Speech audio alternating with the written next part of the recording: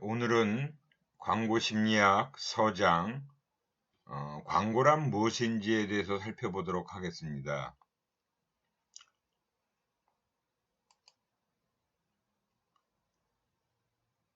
이 광고 심리학 서장에서는 광고 개념 및 환경의 변화, 그리고 광고와 심리학의 관계, 세 번째, 광고가 소비자에게 미치는 영향을 살펴보는 것으로 하겠습니다. 우선 첫 번째, 광고란 무엇인가 하는 부분은 광고의 개념적 정의와 광고의 기능적 정의, 그리고 광고 개념의 변화에 대해서 살펴볼 것이고요. 두 번째, 광고에서 심리학의 역할과 기능에 관련된 내용은 우선 광고와 심리학이 어떻게 이제 연결이 되는지 그 광고와 심리학의 만남에 대해서 살펴볼 것이고요. 두 번째는 광고는 소비자들에게 어떤 영향을 미치고 있는지 네 가지 수준의 분석으로 살펴볼 것입니다. 감각적인 수준의 분석, 인지적인 수준의 분석, 개인적인 수준의 분석, 사회적인 수준의 분석, 이렇게 네 가지 수준의 분석을 통해서 소비자들에게 광고가 어떤 영향을 미치고 있는지를 살펴보도록 하겠습니다.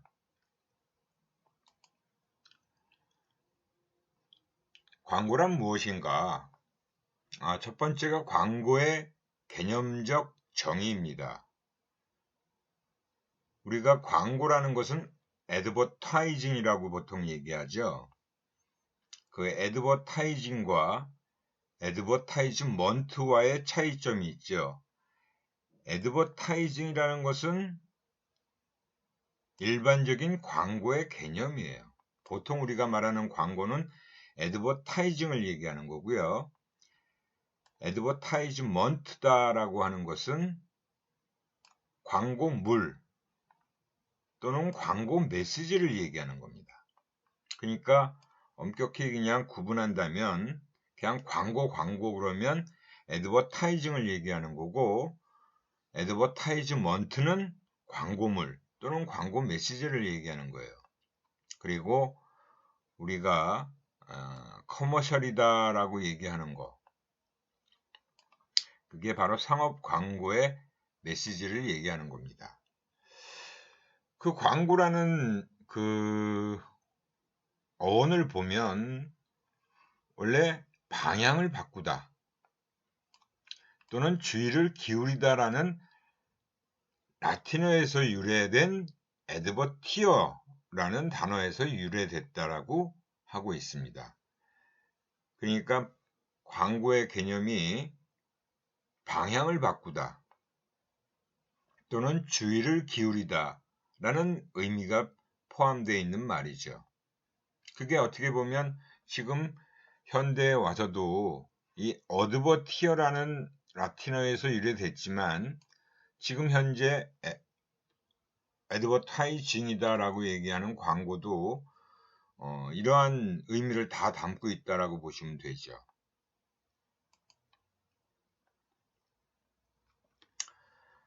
그 학자들이 광고에 대한 개념적 정의를 내려놓은 것들을 좀 살펴보도록 하겠습니다.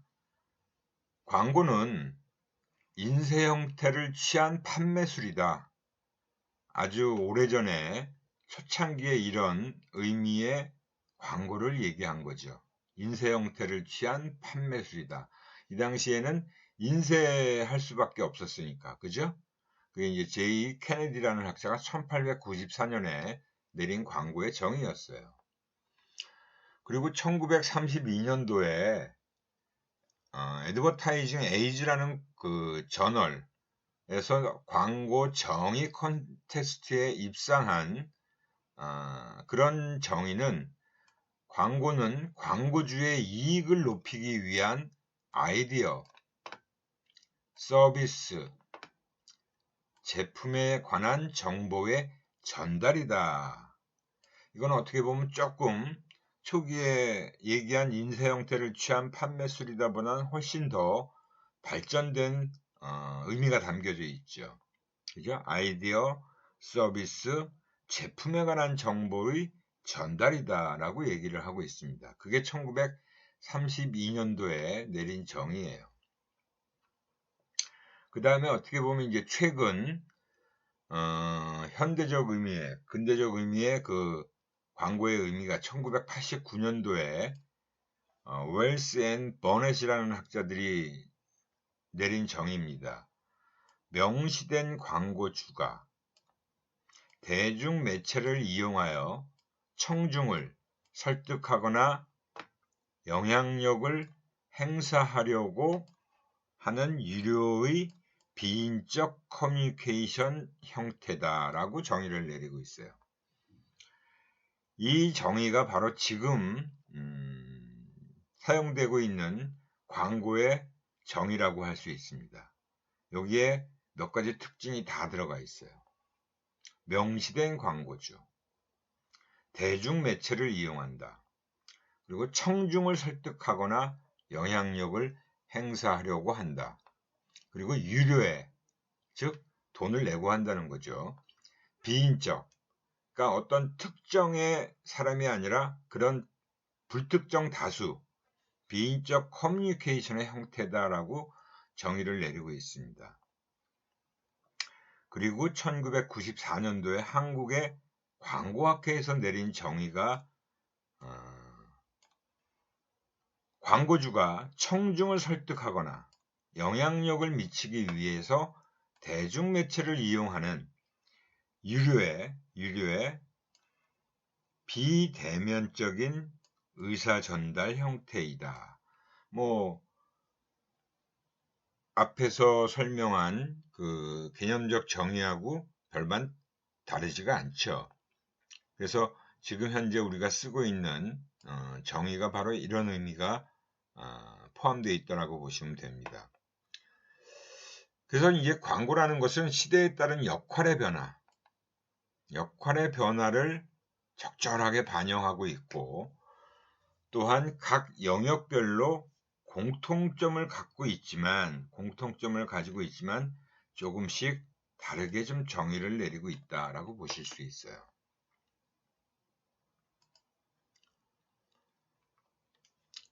그 다음에 두 번째가 광고의 기능적 정의인데요. 여기서는 이제 마케팅 쪽에서 내린 정의와 그리고 커뮤니케이션이라고 하는 분야에서 내린 정의가 조금 차이가 있습니다. 미국 마케팅 협회, 즉 AMA에서 내린 정의는 광고는 명시된 광고주에 의해 아이디어, 상품 또는 서비스가 비대인적으로 제시되고 촉진되는 유료 형태이다. 앞에서 내린 그 학자들의 정의하고 크게 다르지 않죠. 여기서 이제 네 가지 요소가 다 들어가 있는데요. 유료 형태, 비대인적 제시, 그리고 아이디어나 상품이나 서비스를 명시된 광고주, 이렇게 네 가지 요소가 포함되어 있는 정의라고 할 수 있고요. 그 다음에 이제 커뮤니케이션에서의 정의는 존 라이트 등의 학자들이 내린 정의인데 아주 심플하죠. 광고란 매스 커뮤니케이션 미디어를 통한 통제된 명시적 정보 및 설득이다라고 하고 있습니다. 이 정의에서도 마찬가지로 네 가지 요소가 포함되어 있어요. 정보와 설득, 통제적, 그리고 명시적, 그리고 매스 커뮤니케이션 미디어. 이렇게 조금 마케팅적 정의하고 커뮤니케이션적인 정의가 조금 차이가 있죠. 그러니까 마케팅적인 것은 소비자를 대상으로 해서 하는 거고, 커뮤니케이션에서는 일반 대중이라고 볼 수 있겠죠. 물론 소비자나 대중이나 다르지 않지만, 그래서 이 커뮤니케이션에서는 아무래도 정보와 설득, 그리고 매스 커뮤니케이션 미디어라는 게 좀 차별적인 요소에 포함되어 있는 거고요. 마케팅적 정의에는 유료 형태, 그리고 명시된 광고주가 좀 차별적인 요소로 들어가 있죠.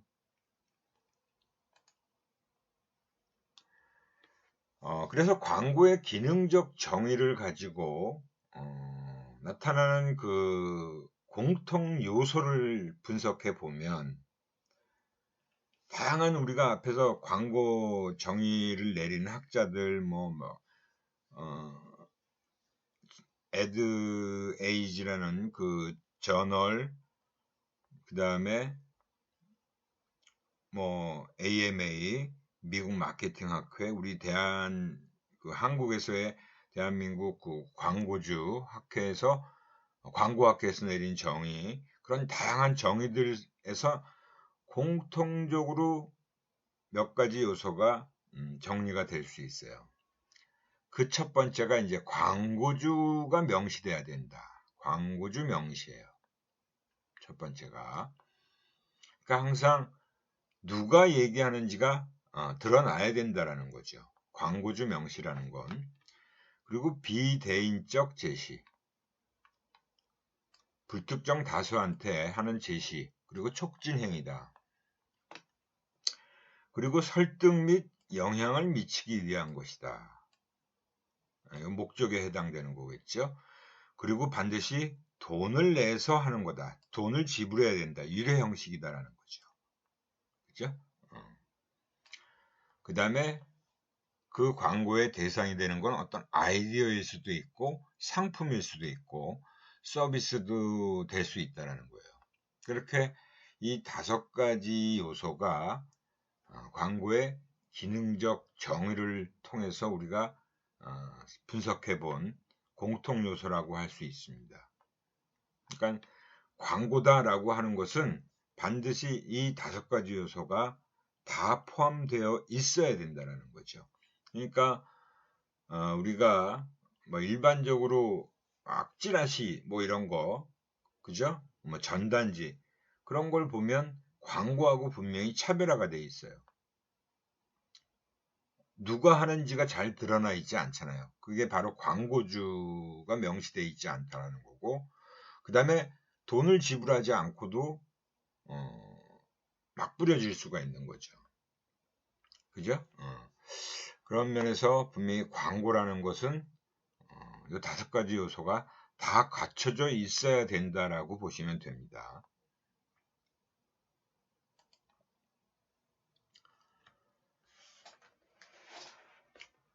그 다음에 이제 광고 개념의 변화와 관련된 내용인데요.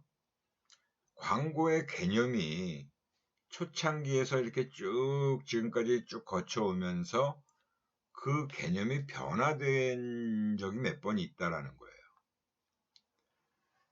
다니엘 포프라는 학자가 1983년도에 이런 얘기를 했어요.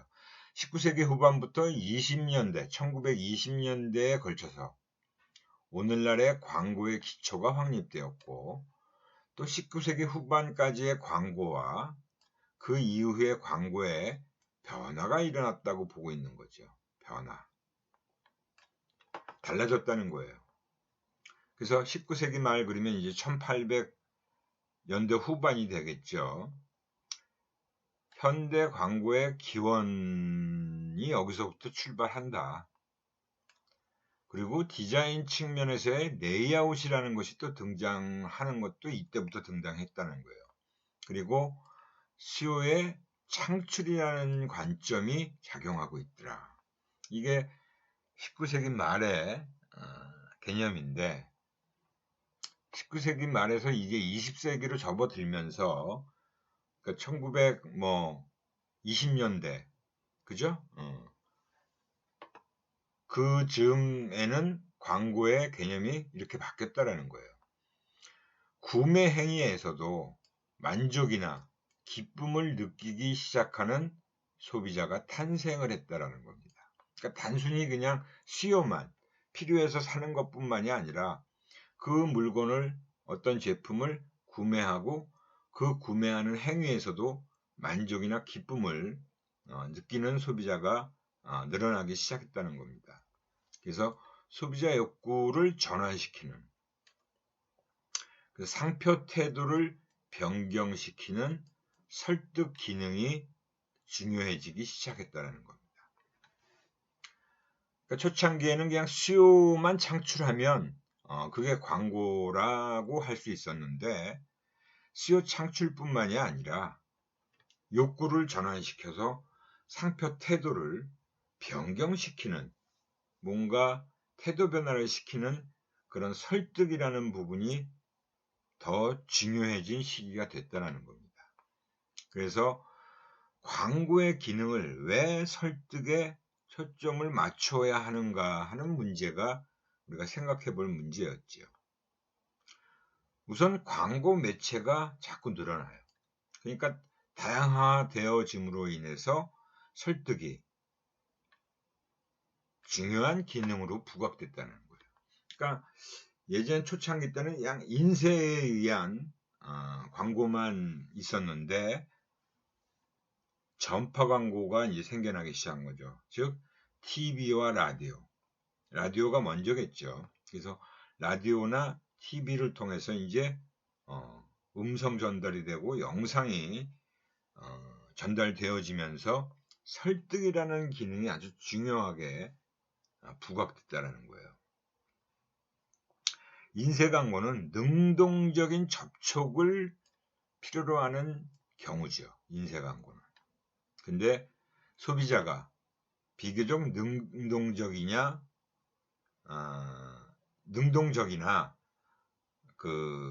인쇄 광고의 경우는 소비자가 그냥 내가 선택을 해서 봐야만 된다라는 거죠. 그게 비교적 능동적인 측면이 더 중요한 건데 전파 광고의 경우는 시청 태도가 수동적이다라는 거예요. 수동적이다. 그러니까 이 수동적이라는 건 뭐예요? 내가 어떤 능동적으로 보려고 하지 않더라도 그냥 보여지는 거죠. 들리는 거예요. 라디오도 그렇고 라디오도 켜놓으면 들리잖아요. TV도 마찬가지죠. 소리가 나고 거기서 영상이 나오게 되면 내가 막 억지로 능동적으로 보지 않더라도 능동적으로 라디오를 듣지 않더라도 들리고 보여지는 거죠. 그래서 수동적이다라고 볼 수 있는 거예요. 그래서 사실은 그런 차이 때문에 그런 매체의 변화로 인해서 광고의 기능도 설득에 점점 더 초점이 맞춰지기 시작했다. 그러면서 소비자들도 욕구가 다양해지고 상표 태도를 변경시켜야 하는 목적이 자꾸 중요해진 것이에요. 그래서 이게 광고의 역할 변화가 점점 두드러지게 나타나기 시작했죠. 단순히 알리는 고지에서 그냥 알리기만 하면 되는 고지라는 기능에서 설득이라고 하는 기능으로 변화가 되어진 거죠. 그런 상황 속에서 광고량이 증가하고 광고량이 늘어나겠죠.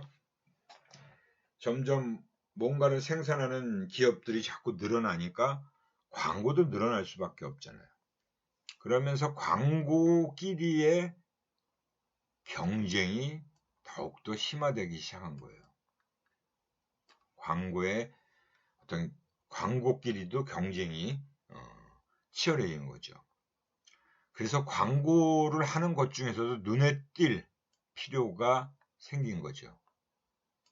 그리고 메이커 역시 성장을 목표로 잠재적인 소비자를 찾기 시작한 당시의 시장 환경이 존재하고 있었다라는 것을 보여줍니다. 그러니까 점점 더 이제 광고가 더 중요해지기 시작한 거예요. 소비자 측면에서의 변화도 나타난 거죠. 19세기 말에서 20세기에 걸쳐 많은 변화가 생긴다. 단지 갖고 싶은 것, 필요한 것을 살 뿐만이 아니라 사는 행위에서 만족이나 기쁨을 느끼기 시작하는 소비자가 탄생하게 되었다라는 겁니다. 구매 행위에서도 만족이나 기쁨을 좀 느끼고 싶은 소비자들이 자꾸 많아지기 시작했다는 거예요. 그래서 감각적으로 브랜드를 선택하고 결정하는 등의 복잡한 소비자가 탄생하게 된 것이다 라고 볼 수 있는 거죠. 브랜드가 점점 많아질 거 아니에요. 그죠? 그러면서 그 많은 브랜드 중에서 소비자가 선택을 하고 결정을 해야 되는 거예요. 아, 뭘 살까?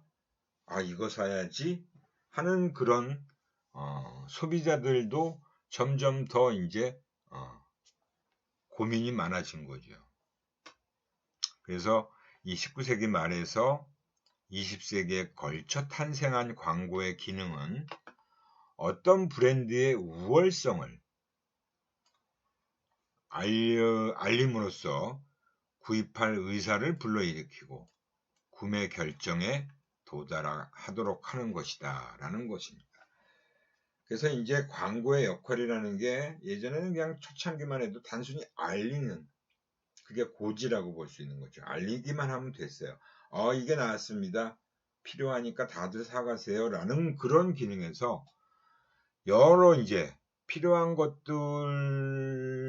이제 여러 가지 브랜드들이 나온 거예요. 그러면서 소비자들도 근데 브랜드가 여러 가지인데 내가 뭘 사야 되지 하는 소비자가 생겨나면서 이제 구매 결정을 해야 되고 선택을 해야 되잖아요. 그래서 이게 더 좋다, 다른 제품보다 우리 제품이 좋다라는 설득을 해야 되는 기능이 중요하게 부각된 시기다라고 보시면 됩니다.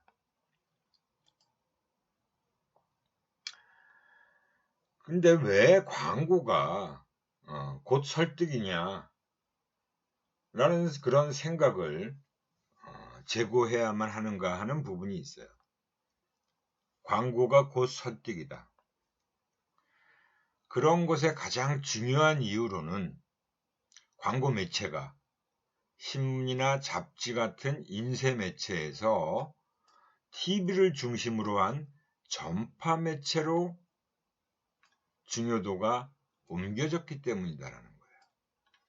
단순히 그냥 신문, 잡지에 있는 인쇄 매체 광고들. 근데 거기서 점차 TV라는 새로운 매체가 등장함으로써 그 전파 매체가 더 중요해졌다는 거죠. 그게 왜 그러냐 하면 인쇄 광고는 능동적인 접촉을 필요로 하지만 전파 광고는 보다 수동적이며 그래서 거기에는 각기 다른 커뮤니케이션이 작용하고 있다는 것을 우리는 알 수 있어요. 인쇄매체 전성시대에 태어난 광고의 설득이란 그 기능 개념을 토대로 TV 광고 시대에 어울리는 새로운 광고 효과 개념을 생각해 봐야 된다. 그러니까 소비자들이 찾아서 정보를 접하게 되고 내가 찾아서 광고를 보게 되는데 그런 것을 보면서 그 광고에서 얻은 정보를 가지고 이제 설득이 되는 것과 TV라는 광고에서 광고 효과라는 건 과연 어떤 것일까, 무엇일까 하는 그 광고 효과의 개념을 우리는 생각해 볼 필요가 있다는 것을 얘기하는 겁니다.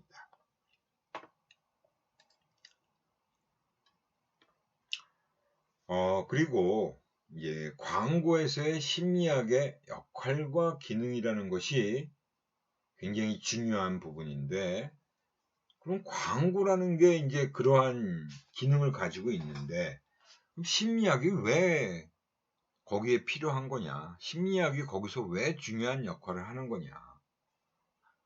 그런 부분에 대해서 벌써 1896년도에 미국에서 광고 실무에 심리학적 원리의 초기 적용이 이루어졌다라는 거예요. 심리학적 원리가 이미 1896년도 미국에서의 광고 실무를 하는 데 있어서 이 심리학적 원리가 적용되기 시작했다는 거죠. 할로우 게일이라는 사람이 주의라는 거, 어텐션이라고 우리가 얘기하는 주의에 미치는 페이지 내의 광고 배치의 영향, 헤드라인에서 필요한 단어 대 불필요한 단어의 영향, 광고에 사용된 다양한 색상들이 독자의 주의에 어떻게 영향을 미치는지에 대한 체계적인 연구를 수행하게 됐다는 겁니다. 지금도 이런 내용이 되게 중요하죠. 지금도 다 우리가 이런 부분을 공부하잖아요. 그죠? 거기다가 이제 월터 딜 스콧이라는 학자는 광고의 심리학적 측면에 대한 논문을 저술했어요. 그러면서 그러한 내용들을 쭉 정리해서 나중에 책으로도 출간을 합니다. 심리학적 지식을 광고에 적용했을 때 광고의 효과가 잘 나타나더라 라는 것을 주장한 겁니다. Theory of Advertising, 광고의 이론이라는 책을 저술했고, 그리고 광고의 심리학, 광고 심리학이라는 것을 또 1908년도에 책으로 출간을 했어요. 이게 어떻게 보면 우리 심리학에서 벌써 광고에 심리학을 적용하게 된 초창기인데 벌써 이러한 내용들이 연구가 되어지고 책으로도 출판이 될 정도로 아주 초창기에 이 심리학이 1800년도 후반부에 과학이라는 학문으로서 시작됐잖아요. 근데 벌써 1900년대 초반에 벌써 이 심리학의 원리가 광고에 적용된다는 것을 논문으로도 발표를 하고 책으로도 저술이 됐다는 거예요. 그럼에도 불구하고 이 광고 심리학이라는 게 미국에서 그 이후에 그렇게 학문적인 발전은 거의 없었습니다. 지금도 미국에서는 학문 영역으로서의 광고 심리학은 별도로 있지 않아요. 그러한 이유가 있다라는 거죠. 심리학이 광고에 큰 영향을 주지 못하게 된 이유가 뭘까? 이렇게 초창기부터 굉장히 광고의 심리학적 원리가 작용한다라는 것을 주장했고, 그것을 논문으로도 발표했을 정도로 꽤 일찌감치 심리학의 기능을, 역할을 강조했는데, 대학에서 심리학을 연구하고 교육을 하는 심리학자들, 그 심리학자들은 현실사회 문제에 대해서 크게 관여하려 하지 않았다는 겁니다. 광고 실무자도 자기의 영역만을 지킬 뿐 이 심리학이라는 것을 이용하려는 의욕이 부족했다라는 거예요. 광고 현상을 체계적으로 설명할 수 있는 심리학적 이론 체계와 방법론이 확립되지 못했다. 이러한 이유 때문에 학자들은 현실적인 내용으로 연구를 하거나 이런 일이 거의 없었다라는 거죠. 그러다 보니까 광고 회사에서는 광고 실무자들 나름대로 자기네 그 영역, 광고학이다라는 영역을 가지고 광고라는 영역만을 가지고 광고를 만들면 되는 거였다는 거죠. 그러다 보니까 크리에이티브라는 거가 되게 중요하게 되고, 광고는 어떻게 보면 막 예술이다라는 그런 얘기도 많이 나왔잖아요. 그죠? 지금도 그런 얘기가 있죠. 광고는 정말 예술이냐. 그래서 광고가 어떻게 보면 막 그런 쪽에 영역에 더 많이 치중되어 왔던 거죠. 광고라는 현상은 엄연히 사람에게 작용되어지는 건데 그것도 아주 정교한 심리적인 여러 가지 원리나 이론들이 거기에 다 작용하고 있는 것임에도 불구하고 이런 광고 현상을 체계적으로 설명할 수 있는 심리학적 이론체계나 방법론을 확립하지 않았다라고 볼 수 있는 거죠.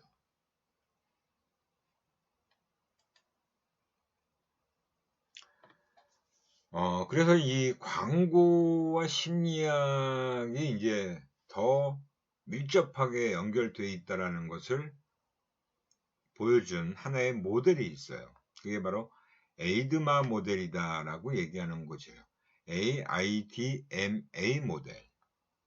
그래서 이게 스콧의 저서에서도 앞에서 스콧이 그런 저서를 썼다라는 얘기를 했잖아요. 거기서 이제 바탕을 둔 전형적인 모델이다. 이 모델이 지금도 굉장히 중요하기 때문에 광고회사에 입사하게 되면 A들도 이 에이드마 모델은 다 익혀야 되는 거죠. 알고 있어야 되는 거예요. 그래서 에이드마 모델이 뭐냐? 우선 소비자들의 주의를 끌어야 되는 게 광고다라는 거죠. 그리고 주의를 끌고 그들에게 제품이나 서비스에 대한 신념을 형성시키는 데 도움을 주게 되는 거죠. 그리고 또 광고라는 것은 제품이나 서비스에 관한 흥미나 긍정적 느낌을 일으켜야 되는 그런 효과가 있어야 된다는 거고, 광고 또는 촉진이라는 것은 제품 서비스에 대한 욕구를 소비자 속에서 스며들게 해야 된다. 이걸 달리 말하면 소비자의 욕망을 불러일으켜야 된다는 거죠. 욕구를 일어나게 만들어야 된다는 거예요. 그래서 이 에이드만 모델은 5가지, 즉 A는 어텐션을 얘기하는 거죠.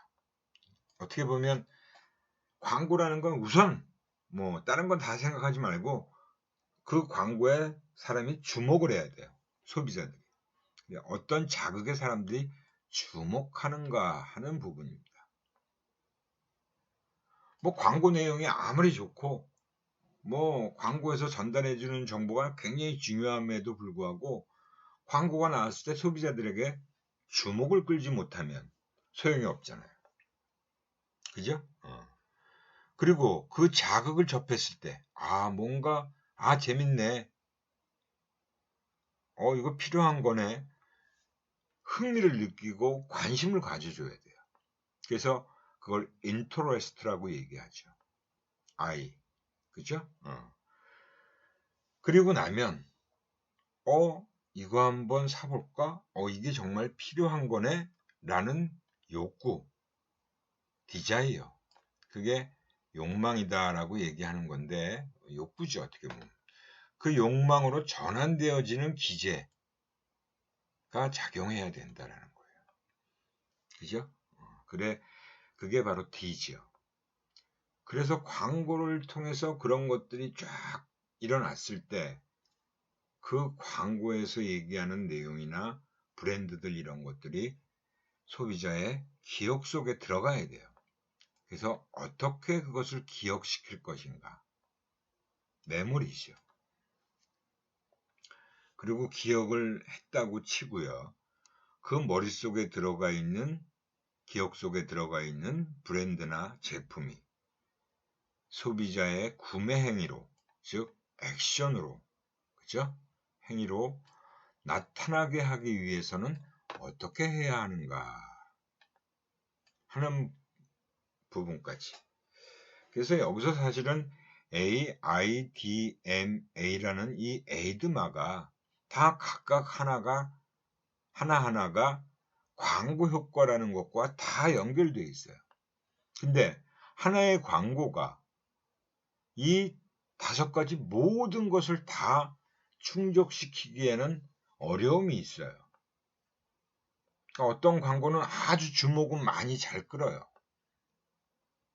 그리고 어떤 광고는 막 재미있고 흥미를 끌기도 해요. 근데 어떤 광고는 또 욕망도 불러일으키는 경우도 있어요.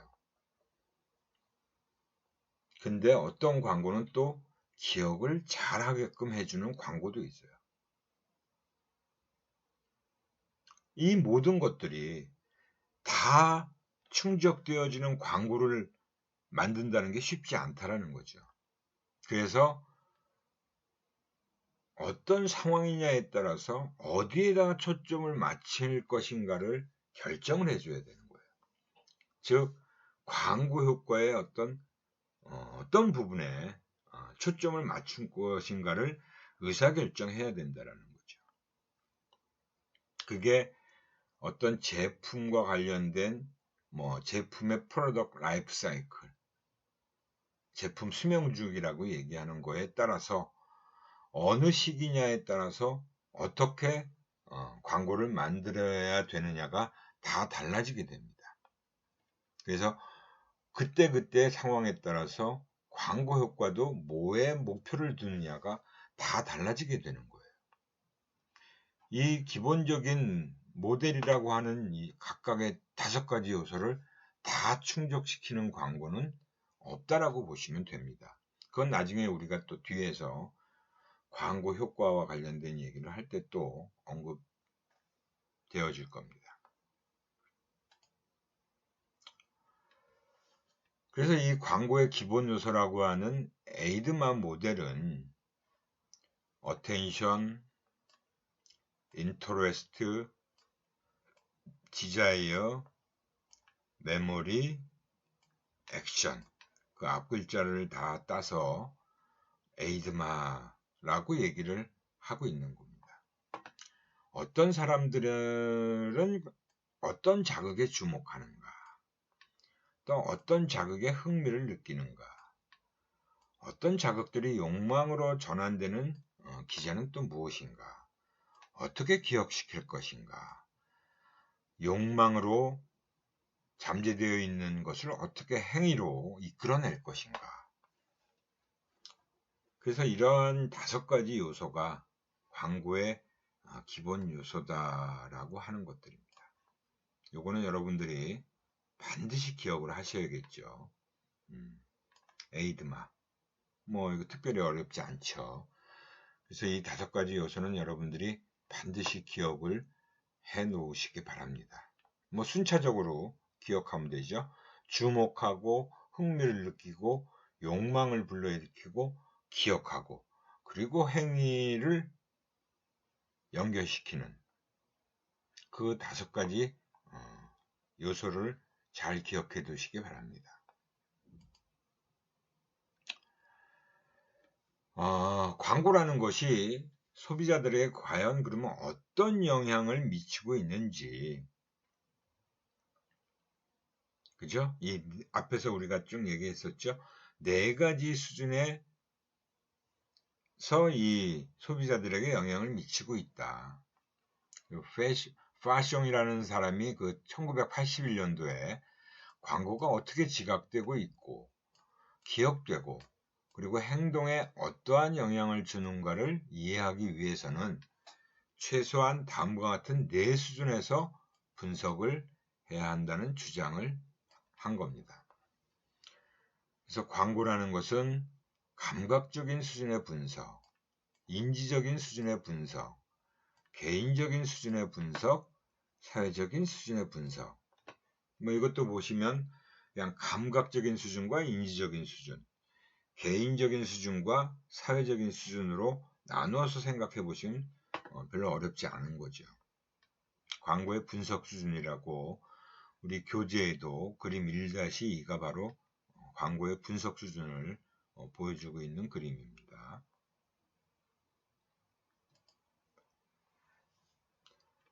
이거를 다시 달리 표현하면 이렇게 4가지 수준들이 소비자들에게 다 영향을 미치고 있다.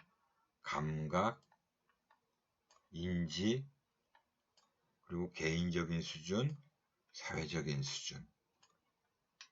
이 광고가 소비자들에게 영향을 미치고 있는 것을 보여주는 그림이다 라고 보시면 됩니다. 그러면 우리가 여기서 이제 하나씩 수준별로 어떤 내용인지를 좀 살펴봐야겠죠. 우선 첫 번째가 감각적인 수준의 분석이에요. 이 감각적인 수준이라는 것은 우리가 자극이 들어오면, 그죠? 자극을 광고라고 하는 자극으로 볼 수 있는 거죠. 광고는 하나의 자극입니다. 그래서 자극이 들어오면 우리가 이제 지각심리학에서 배운 내용이죠. 감각 등록기라는 오감 기관이 있죠, 우리 인간에게는.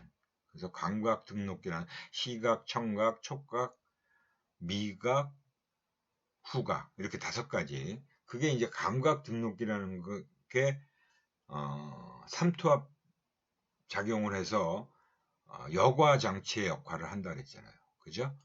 그래서 처리되지 않은 정보는 바로 사라진다. 내가 처리할 정보만 남겨두고 다 나머지는 사라지게 되어 있어요.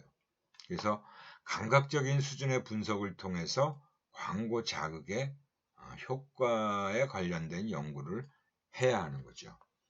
그래서 광고 자극이라는 것은 빛, 파장을 통해서 눈으로 들어오게 되죠. 그게 시각적인, 그리고 그게 뇌에 전달이 되어집니다. 빛의 파장을 신경 전달 물질의 충격으로 전환시켜요. 신경 물질 전달 물질의 충격을 의미 부여에 의해서 지각으로 전환시킨다. 우리가 이거는 지각심리학에서 배운 내용을 생각하시면 됩니다. 그죠? 여러분들이 보통 자극이 들어왔을 때 그걸 통과하게 되면 어떤 식의 주의를 기울인 것에 의해서 주의를 기울인 자극에 대해서 어떻게 지각 처리가 일어나는지는 우리가 심리학 개론 또는 지각 심리학에서 다 배운 내용이잖아요. 그죠? 그리고 나서 이해를 하고 그것을 뇌로 전달시켜서 이해를 하고 기억 속으로 집어넣는 그런 작용을 하는 거죠. 그게 바로 감각적인 수준의 분석입니다. 그 다음에 인지적인 수준의 분석이에요. 인지적인 수준의 분석. 그 지각으로부터 시작해서 주의, 동기, 기억과 같은 변인들과 관련되어 있는 게 바로 인지적인 수준의 분석입니다. 사람들이 무엇을 지각한다는 것은 곧 그들이 여러 가지 자극에 대해서 어느 정도 주의를 기울이고 있는가와 관련되어 있다. 즉, 어텐션 이후에 이제 주의라는 것이 이루어지고 난 이후에 지각 처리 과정이 일어나게 되어 있으니까 거기는 다 그 다음 단계가 바로 인지적인 처리 과정을 거치게 되어 있다는 거죠. 그래서 어떻게 기억을 하고 어떤 욕구나 동기하고 또 연관이 되어지는지. 그래서 광고라는 자극이 주의를 통해서 우리 감각기관을 통해서 들어오게 되면 개인의 욕구, 동기에 의해서 또 영향을 받게 되고요. 그래서 메시지를 또 획득하게 됩니다. 미래에 사용하기 위해서 기억에 저장을 시켜놓는 거죠. 이건 나한테 굉장히 유용한데 내가 필요한 건데 나중에 내가 이거 구매하게 될 때 이 브랜드 또는 이런 정보를 사용해야지 라고 기억에 저장을 시킨다는 거죠. 그래서 인지적인 수준의 분석이 이루어지고요. 그 다음에 이제 개인적인 수준의 분석이 이루어지게 돼 있어요. 개인적인 수준의 분석이라는 것은 우리 개개인을 얘기하는 겁니다. 소비자 개개인을 얘기하는 거고요. 지각 결과에 대한 분석으로서 태도나 구매 행동과 같은 측정치를 사용하게 돼요. 소비자 태도, 또 소비자 구매 행동, 그죠? 그런 것들이 광고에 의한 영향력이 어떻게 미치고 있는지를 확인할 수 있는 게 태도나 구매 행동과 같은 거죠. 그리고 또 개인차를 일으키고 있는 개인차 변인이라고 할 수 있는 성, 연령, 대표적인 변인이죠. 이런 것도 다 개개인에 관련된 분석 대상이라고 볼 수 있어요. 그 인지적인 수준의 분석에서 의미 있는 정보가 될 때까지 처리된 광고 메시지를, 그죠? 광고 메시지를 의식적으로 평가하고 반응해서 광고 브랜드의 광고에 대한 태도, 브랜드에 대한 태도를 형성하게 되는 과정이 바로 이 개인적인 수준의 분석에서 이루어진다라고 보시면 됩니다. 그래서 광고가 메시지 전달과 관련된 커뮤니케이션 원리에 의해서 작용을 하는 거죠. 그래서 태도 변화나 구매 행동에 어떤 효과를 일으키게 되고, 그 다음에 개인차 변인이라는 것은 성격, 지능, 성 등등의 어떤 개인차 변인에 의한 매개 효과, 효과가 매개된다. 이런 변인들에 의해서 효과가 매개되어지게 된다는 게 바로 개인적인 수준의 분석이라고 할 수 있습니다. 그 다음이 바로 사회적인 수준의 분석이죠. 소비자 의사결정은 개인 스스로만 하는 것이 아니고 소비자를 둘러싸고 있는 다양한 사회적 환경이 영향을 받을 수밖에 없어요. 그러니까 여러분들도 뭘 살 때 내가 이걸 사면서 우리 가족을 의식하거나 아니면 친구들이 떠오른다면 그게 영향을 받고 있는 거다라고 볼 수 있는 거죠. 그래서 개인을 둘러싸고 있는 집단의 영향, 이게 사회적인 수준의 분석입니다. 개인이 가장 작은 단위라면 그 다음 단위가 가족, 거기서 좀 더 넓어지면 이제 친구, 그죠? 그리고 나면 이제 마지막으로 사회까지. 점점 더 이제 여러분들이 학교 졸업하고 직장 생활하고 뭐 여러 가지 관련된 일을 할 때 다양한 사회 구성원들과 상호작용을 하잖아요. 근데 마찬가지로 이 광고라는 것도 이런 것들을 다 분석해야 된다는 거예요. 그래서 다른 사람의 행동과 태도에 의해서 광고의 영향이 수정된다. 달라지게 될 수도 있다는 거죠. 그래서 광고 중에도 보면 그런 광고들이 꽤 있어요. 그죠? 그런 내용들이 바로 사회적 수준의 분석을 얘기하는 겁니다. 이렇게 해서 우리가 광고에서 심리학의 역할과 기능을 쭉 살펴봤어요.